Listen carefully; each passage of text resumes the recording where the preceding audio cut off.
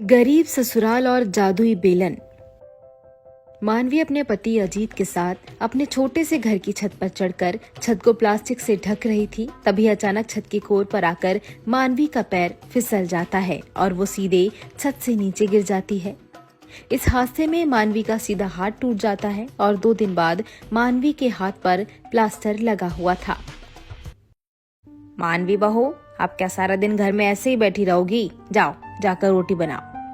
माँ जी, मैं रोटी कैसे बना सकती हूँ? मेरा एक हाथ तो टूट चुका है। तो क्या भाऊ, तू क्या चाहती है? मैं इस उम्र में भी इस घर का पूरा सारा काम करूँ? हाँ, और तू क्या इस घर की महारानी है तो मैं तेरी सेवा में लग जाऊं? चल उठ और एक हाथ से पूरे घर का काम कर। माँ, मानवी ने अपना एक हाथ हमेशा के लिए खो दिया और आप उसे घर का काम करने की बात कह रहे हो। वो कैसे एक हाथ से काम कर सकती है? तू बीच में ना बोल अजीत, ये हम दोनों सास बहू के बीच की बात है। तू अपना काम से काम रख, चल जा। अपनी माँ की बात सुनकर अजीत घर से बाहर चला जाता है। तो क्या देख रही है? चल जाकर रसोई में रोटियां बना। मानवी अपने टूटे हाथ से रसोई में आ जाती है और एक हाथ से पोलपाट बेलन पर रोटियां डालने की कोशिश करती है, पर एक हाथ से रोटी डालना असंभव था। मैं एक हाथ से कैसे रोटी डाल सकती हूँ? उतने में रोटी डालते डालते पोलपाट बेलन कांच के बर्तन पर गिर जाता है, जिसकी वजह से पूरा कांच का बर्तन टूट जाता है। यह आवाज सुनकर पल्लवी झट से रसोई में आ जाती है। सत्यानाश हो तेरा मानवी बहू, ये क्या कर दिया तूने? हैं?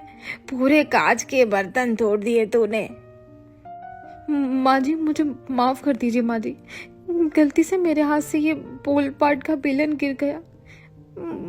मुझे माफ कर दीजिए माँ जी। गलती से? आज तूने मेरा इतना बड़ा नुकसान कर दिया। तेरे जैसी अपाहिज लड़की अब मेरे किसी भी काम की नहीं है। चल निकल जा यहाँ से, और आज के बाद अपनी ये मनुष्य शकल मुझे मत दिखाना। निकल यहाँ से। पल्लवी मानवी को धक्के देकर घर से बाहर निकाल देती है।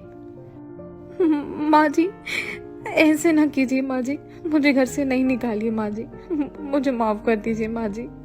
माँ जी, मैं आगे से ऐसी कोई भी गलती नहीं करूंगी। पल्लवी झट से घर का दरवाजा बंद कर देती है। ये देखकर मानवी बहुत रोने लगती है और वो वहां से पैदल एक पेड़ के पास आकर बैठ जाती है। ये क्या हो गया मेरे साथ? अब मैं क्या करूं? कहाँ जाऊं? मेरे माता पिता अगर ये बात सुनेंगे कि मेरी सास ने मुझे हमेशा के लिए घर से निकाल दिया तो वो बहुत टूट जाएंगे। मानवी बहुत रोने लगती है। तभी वहाँ एक बाबा आते हैं। क्या बात है बच्ची, इतनी परेशानी किस बात की है? क्यों इतना उदास बैठी हो? मेरे टूटे हाथ के कारण मुझसे कोई भी काम नहीं होता और इसीलिए मेरी सास ने मुझे घर से धक्के देकर निकाल दिया और कहा कि मैं किसी भी काम की नहीं हूँ। तो ये समस्या है तुम्हें? बिटिया, यहाँ से थोड़ी दूरी पर एक विशाल बरगद का पेड़ है। सुना है वो पेड़ बड़ा ही चमत्कारी है। वहाँ हर इंसान के दुख दर्द दूर हो जाते हैं। हो सकता है तुम्हारी भी समस्या दूर हो जाए।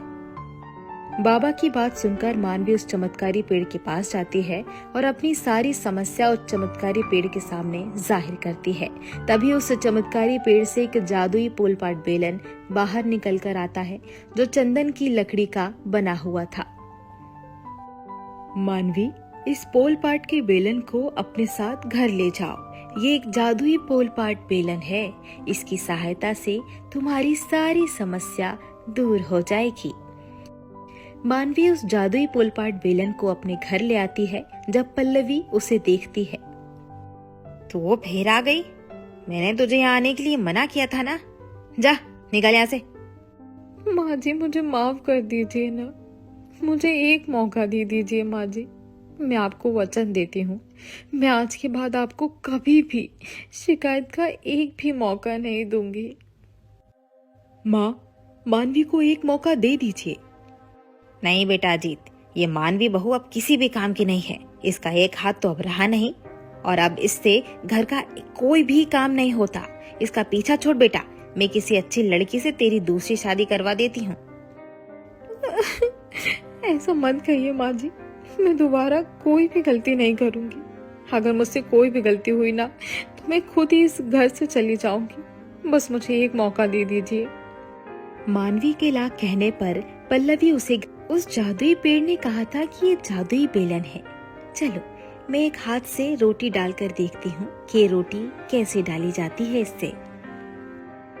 इतना कहना था कि तभी वो जादुई बेलन अपने आप ही उस पोल पाट पर चलने लगा, जिसके बाद बिना आटे की ही कई सारी गोल गोल रोटियां बनकर उस जादुई पोल पाट बेलन से निकलने लगती हैं।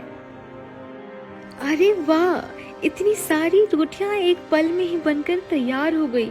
चलो अब मैं जल्दी से सब्जी भी बना लेती हूँ। मानवी का इतना कहना था कि तभी उस जादुई पोलपाट बेलन से कई सारे स्वादिष्ट पकवान निकल आते हैं। अरे वाह वाह, ये तो सच में एक जादुई पोलपाट बेलन है। धन्यवाद भगवान जी कि आपने मुझ मजबूर के जीवन में इतनी सारी खुशियां भर दी। अब मानवी वो सारा खाना लेकर बाहर आती है। पल्लवी और अजीत जब इतना सारा खाना और कई सारी रोटियां देखते हैं तो उनके होश उड़ जाते हैं। अरे ये चमत्कार कैसा? बहू, तूने एक ही हाथ से इतना सारा खाना कैसे बनाया? ये चमत्कार कैसे हुआ? बस माँ जी, प्यार से कोशिश की और ये सब बन गया।